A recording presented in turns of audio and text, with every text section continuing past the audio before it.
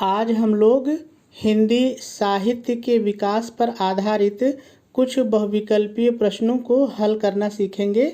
ये वो प्रश्न हैं जो आपकी बोर्ड की परीक्षा में बार बार पूछे जाते रहे हैं और इनके आने की संभावना हमेशा बनी रहती है। हम लोग इसको हल करना भी सीखेंगे और यदि कोई ऐसी महत्वपूर्ण बात आए जिस पे चर्चा करना ज़रूरी है तो हम लोग बीच बीच में चर्चा भी करते रहेंगे। देखिए, यदि बहुविकल्पीय प्रश्नों की बात की जाए कि किस कक्षा में कौन से प्रश्न आएंगे, तो ऐसा कुछ भी निर्धारित नहीं है। ये बहुविकल्पीय जो प्रश्न हैं 9, 10, 11, 12 में कहीं भी पूछे जा सकते हैं।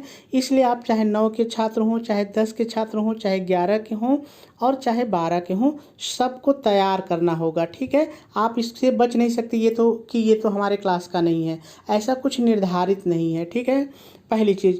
और दूसरी चीज़, देखिए, चाहे आप 9 के छात्र हों, चाहे 10 के हों, चाहे 11 के हों, चाहे 12 के हों, जैसे ही आप परीक्षा में अपना पेपर पलटते हैं, पहला प्रश्न आपको विकल्प का ही मिलता है।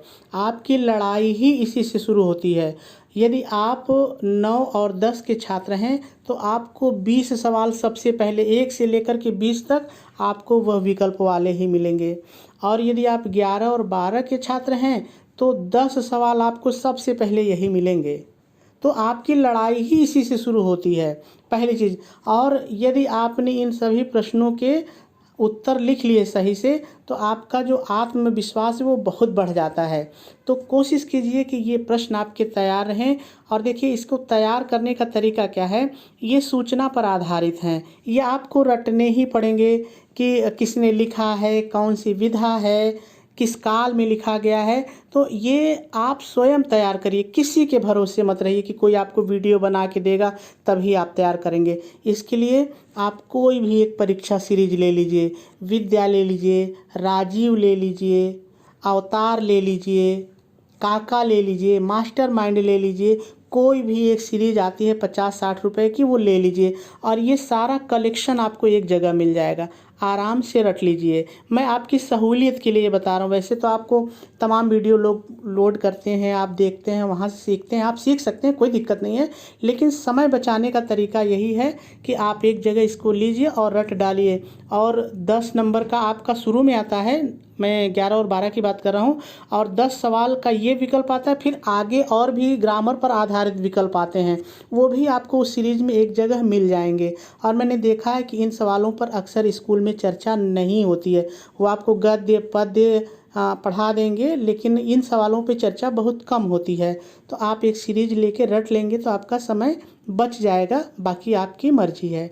ठीक है, तो चलिए हम लोग क्रमशः एक एक प्रश्न को पढ़ते हैं और इसके उत्तर को जानने का प्रयास करते हैं।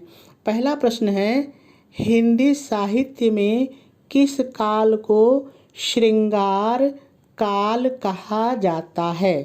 प्रश्न को मेरे शब्दों में जरा सा समझिए। प्रश्न कह रहा है कि नीचे हिंदी साहित्य के क्या जो समय है उसके 4 नाम दिए गए हैं, इनमें से कोई एक ऐसा नाम है जिसको हम श्रृंगार काल भी कहते हैं। तो देखिए, बहुत ही सरल है। ये जो रीतिकाल है ना, इसको विभिन्न नामों से जाना गया है और इसी में इसका एक नाम और है, श्रृंगार काल। ठीक है, तो रीतिकाल को श्रृंगार काल के नाम से भी जानते हैं। चलिए दूसरा प्रश्न देखते हैं। इंदुमती है प्रथम उपन्यास है या प्रथम कहानी है अथवा निबंध है, या ये सभी विकल्प गलत हैं? तो देखिए, यदि हम इंदुमती की बात करें तो ये हमारी प्रथम कहानी मानी जाती है। ठीक है, इंदुमती प्रथम कहानी मानी जाती है। यहाँ पर एक चीज़ और आपको जानने की ज़रूरत है। आपने पढ़ा होगा कि इंशा-अल्लाह खां द्वारा रचित रानी केतकी की कहानी को भी हमें कई जगह प्रथम कहानी का पढ़ने का मौका मिलता है कि प्रथम कहानी है। लेकिन देखिए, जो इंशा-अल्लाह खां की रानी केतकी की कहानी है वो कहानी तो है, लेकिन उसमें केवल कहानी की मौलिकता नहीं है, उसमें कुछ उपन्यास वाले गुण भी आ गए हैं। तो अब जो ज़्यादातर विद्वान हैं वो इंदुमती को ही प्रथम कहानी मानते हैं। ठीक है, चलिए अगला देखते हैं। अगला प्रश्न है, हरिशंकर परसाई की रचना है। यानी यहाँ पे ये जो 4 किताबों के नाम दिए गए हैं, इनमें से हरिशंकर परसाई जी ने किसको लिखा है। तो चलिए हम लोग सभी किताबों के नाम को ही देख लेते हैं। तो यदि हम कल्प वृक्ष की बात करें तो जो कल्प वृक्ष पुस्तक है, इसके जो रचनाकार हैं वो है वासुदेव शरण अग्रवाल, वासुदेव शरण अग्रवाल, ठीक है। और यदि धरती के फूल इसकी बात की जाए तो जो इसके रचनाकार हैं वो हैं कन्हैयालाल मिश्र प्रभाकर, कन्हैयालाल मिश्र प्रभाकर। मेरे विचार, यदि मेरे विचार इस किताब की बात करें तो इसको लिखने वाले हैं जैनेंद्र कुमार, जैनेंद्र कुमार, ठीक है। तो 3 का तो मिल गया, तो चौथा बच रहा है। तो निश्चित रूप से जो हमारा उत्तर होगा वो यही होगा। हरिशंकर जो परसाई हैं, इनकी जो रचना है उसका नाम है तब की बात और थी। विकल्प चौथा सही है, ठीक है। चलिए अगला देखते हैं। अगला प्रश्न है वारिस कहानी संग्रह है। तो यदि इसमें उत्तर की बात की जाए तो इसका जो सही उत्तर होगा वो है मोहन राकेश का। जो वारिस ये कहानी संग्रह है ये मोहन राकेश की रचना है, ठीक है। चलिए 5वें प्रश्न पर चलते हैं। प्रश्न है छायावादी काव्य की वृहदत्रयी के रचनाकार नहीं हैं। ध्यान रहे नहीं है। तो देखिए सबसे पहले थोड़ा सा हम लोग इस पर चर्चा कर लें कि ये क्या है, तब आपको थोड़ा सा और बात आसान हो जाएगी समझना। देखिए यदि वृहदत्रयी की बात करें तो जैसे हमारे देवता हैं ब्रह्मा विष्णु महेश, त्रयी 3, इसमें जो सबसे बड़े माने जाते हैं ब्रह्मा माने जाते हैं, फिर विष्णु माने जाते हैं, फिर शंकर यानी महेश माने जाते हैं। उसी तरह से ये जो छायावादी युग है, रचना के महत्व के आधार पर 3 लोगों का एक समूह बना है, जिसमें सबसे एक को बड़ा माना है, फिर उससे थोड़ा कम, फिर उससे थोड़ा कम। तो एक ये वृहदत्रयी हो गया, ठीक है। और इसका एक जो छायावादी, ध्यान से समझिएगा हमारी बात को, और छायावादी युग का एक दूसरा भी त्रयी है, 2 त्रयी है। एक तो वृहदत्रयी है और एक है लघुत्रयी। देखिए लघुत्रयी में भी 3 लोग हैं, ध्यान दीजिएगा। लघुत्रयी में जो 3 लोग हैं उनमें हैं महादेवी वर्मा, सबसे महत्वपूर्ण है महादेवी वर्मा, और उसके बाद राम कुमार वर्मा है वो हैं, और फिर उसके बाद भगवती चरण वर्मा। ये लघुत्रयी में 3 हैं, ठीक है। बात हमारी समझ रहे हैं ना। तो यहाँ पर प्रश्न लेकिन हमसे कह रहा है कि वृहदत्रयी में कौन है। तो मैंने बताया कि ये जो महादेवी वर्मा है ये वृहदत्रयी में नहीं है, ये लघुत्रयी में महत्वपूर्ण है, ठीक है। तो निश्चित रूप से हमारा उत्तर यही सही होगा, क्योंकि ये लघुत्रयी में है, वृहदत्रयी में नहीं है, ठीक है। तो फिर से एक बार उत्तर को समझ लेते हैं।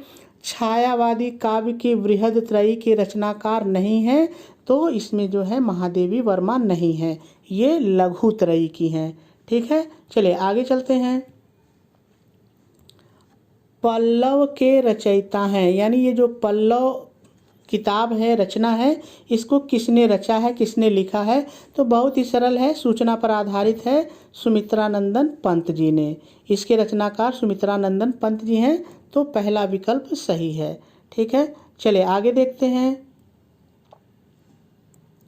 हिंदी का प्रथम नाटक है, सूचना पर आधारित है, तथ्यों पर आधारित है, तो इसका सही उत्तर होगा नहुष। जो हिंदी का प्रथम नाटक माना जाता है वो है नहुष, ठीक है। चलिए आगे चलते हैं। अगला है 84 वैष्णवन की वार्ता के लेखक हैं। 84 वैष्णवन की वार्ता के लेखक हैं। ये सारे प्रश्न तथ्य पर आधारित हैं। तथ्य पर आधारित प्रश्नों को समझाने के लिए अध्यापक के पास कुछ नहीं होता है, आपको रटना ही होता है, तो आप रट लीजिएगा। इसका सही उत्तर होगा गोकुलनाथ, सही उत्तर है गोकुलनाथ। चलिए अगले प्रश्न पर चलते हैं। प्रिय प्रवास के रचनाकार कौन हैं, यानी प्रिय प्रवास को किसने लिखा है। सूचना पर आधारित प्रश्न, तथ्यों पर आधारित प्रश्न, तो सही उत्तर होगा विकल्प 3 अयोध्या सिंह उपाध्याय हरिऔध। इनकी बहुत सारी रचनाएं हैं, प्रिय प्रवास, वैदेही वनवास, चोखे चौपदे, चुभते चौपदे, बहुत सारी रचनाएं हैं। तो प्रिय प्रवास जो है अयोध्या सिंह उपाध्याय की रचना है, ठीक है। चलिए आगे चलते हैं। हिंदी का प्रथम महाकाव्य है? हिंदी का प्रथम महाकाव्य है। तो चलिए इसका उत्तर जान लेते हैं। जो हिंदी का प्रथम महाकाव्य है वो है पृथ्वीराज रासो। हिंदी का प्रथम महाकाव्य कौन सा है? पृथ्वीराज रासो। आपको उत्तर तो मिल गया, लेकिन चलिए इसमें जो चारों रचनाएं दी गई हैं इनके लेखकों का नाम भी जान लेते हैं, क्योंकि महत्वपूर्ण है, ये भी पूछे जाते रहे हैं। तो यदि हम साकेत की बात करें तो ये मैथिली शरण गुप्त जी का महाकाव्य है। ध्यान दीजिएगा, साकेत जो है ये मैथिली शरण गुप्त जी का है। ठीक है। यदि पृथ्वीराज रासो की बात की जाए जो कि प्रथम महाकाव्य माना गया है, इसके जो लेखक हैं वो हैं चंद बरदाई। चंद बरदाई। ठीक है। यदि साहित्य लहरी की बात की जाए तो जो इसके रचनाकार हैं वो सूरदास जी हैं। साहित्य लहरी के जो रचनाकार हैं वो सूरदास जी हैं। ठीक है। यदि खुमान रासो की बात की जाए तो जो खुमान रासो साहित्य है, किताब है, इसकी रचना दलपति विजय ने की है। दलपति विजय ने की है। ठीक है। तो चलिए अब आगे देखते हैं। उद्धव शतक किस काल की रचना है? सूचना पर आधारित है, फैक्ट है, ये बदल नहीं सकता, हमेशा यही रहेगा। तो याद कर लीजिएगा, उद्धव शतक आधुनिक काल की रचना है। तो विकल्प पहला ही सही होगा। हाँ, चलिए इसके रचनाकार का नाम भी जान लें, पूछा जा सकता है। तो यदि उद्धव शतक के रचनाकार की बात की जाए कि इसको किसने लिखा है, तो उनका नाम है जगन्नाथ दास रत्नाकर, जो कि आधुनिक काल के बहुत ही प्रसिद्ध कवि हैं, जगन्नाथ दास रत्नाकर। ठीक है। चलिए आगे देखते हैं। अगला प्रश्न है, तुलसीदास की रचना नहीं है। तो यदि आप देख रहे होंगे तो पहला विकल्प जो रामचंद्रिका है यही सही होगा, क्योंकि ये जो रामचंद्रिका किताब है ना, इसको केशव दास ने लिखा है, तुलसीदास ने नहीं लिखा है। ठीक है। तो इसमें जो विकल्प है पहला यही सही होगा, क्योंकि रामचंद्रिका की जो रचना है वो तुलसीदास ने नहीं की है। ठीक है। और बाकी जो ये रामलला नहछु है, कवितावली है, पार्वती मंगल है, इन तीनों किताबों को तुलसीदास जी ने ही लिखा है। ठीक है। चलिए आगे चलते हैं। अगला प्रश्न है, हिंदी साहित्य के आदिकाल के लिए बीजवपन काल नाम किसने दिया? थोड़ा सा इस प्रश्न को आप मेरे शब्दों में समझ लीजिए। देखिए प्रश्न ये कह रहा है कि जिसको हम आदिकाल के नाम से जानते हैं उसी को एक नाम बीजवपन काल, यह किसने दिया? तो देखिए थोड़ा सा समझ लीजिए। यदि आदि की बात की जाए तो आदि का मतलब होता है प्रारंभ, शुरुआत। आदि का उल्टा आप जानते हैं कि अंत होता है। आदि शुरू, अंत विलोम। और बीज का मतलब भी होता है प्रारंभिक काल। कोई चीज़ जब शुरू होती है तो बीज से ही शुरू होती है और तब जाके पेड़ फल पौधे बनते हैं। तो इसका जो अर्थ है वो एक ही हुआ। ठीक है। लेकिन हमको ये जानना है कि ये नाम किसने दिया। तो ये नाम दिया है आचार्य महावीर प्रसाद द्विवेदी जी ने। तो सही विकल्प ये चौथा होगा। आचार्य महावीर प्रसाद द्विवेदी जी ने ही आदिकाल को बीजोपन काल कहा है। ठीक है। चलिए आगे देखते हैं। अगला प्रश्न है, निम्नलिखित में से हिंदी साहित्य का स्वर्ण युग है। देखिए स्वर्ण युग का मतलब हुआ कि वह समय, वह काल जब हिंदी साहित्य का सबसे ज़्यादा विकास हुआ। यानी बहुत अच्छे अच्छे रचयिता आए, उन्होंने काव्य की रचना की या अपने साहित्यों की रचना की। तो देखिए ये जो भक्ति काल था, इस भक्ति काल को हिंदी साहित्य का स्वर्ण काल कहा जाता है। तो विकल्प 2 इसमें सही होगा। जब हमारे बहुत सारे ऐसे भक्ति काल में कवि आए जिन्होंने अच्छी अच्छी रचनाएं रची, तो सही उत्तर होगा भक्ति काल को स्वर्ण युग के नाम से हम जानते हैं। चलिए अगला देखते हैं। जिंदगी और जोंक, ये एक रचना है, एक कहानी है, कहानी विधा की रचना है। सवाल आपसे पूछ रहा है कि इसको लिखा किसने है, इसके लेखक कौन है? शिव प्रसाद सितारे हिंद, गलत है। जयशंकर प्रसाद, गलत है। अमरकांत, हाँ यही सही है।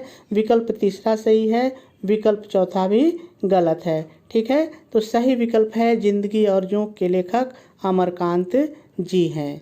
ठीक है, चलिए अगले प्रश्न को देखते हैं और यही हमारा अंतिम प्रश्न है। प्रश्न है परीक्षा गुरु के लेखक हैं। तो बहुत ही सरल है, जो परीक्षा गुरु है इसके लेखक हैं लाला श्रीनिवास दास। तो चौथा विकल्प सही है। यहाँ पर एक चीज़ आपको जानना जरूरी है, परीक्षा गुरु को ही हिंदी साहित्य का पहला उपन्यास माना जाता है। ये ध्यान रखिएगा, पूछा जाता है कि हिंदी का पहला मौलिक उपन्यास कौन सा है, तो परीक्षा गुरु है और इसके जो लेखक हैं वो लाला श्रीनिवास दास हैं। ठीक है, तो आज कुछ यही प्रश्न थे जो मुझे लगा कि आपको जानना चाहिए। ठीक है, फिर मिलेंगे किसी और नए वीडियो के साथ।